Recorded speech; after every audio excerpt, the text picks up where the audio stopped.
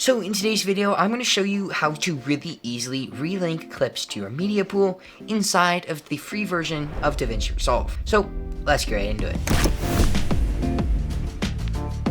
So once you are inside DaVinci here, you can see I have the media offline warning on my preview window, my timeline, and even up here in my media pool. So what we have to do here is in the top left of our media pool, you can see this link icon, and it is red right now because DaVinci doesn't know where this clip is from. So go ahead and click on this, and you can see it shows me from which bins it is. So I know that it is going to be this one missing clip. I can press locate, and then you have to go through all of your folders to find exactly where it is.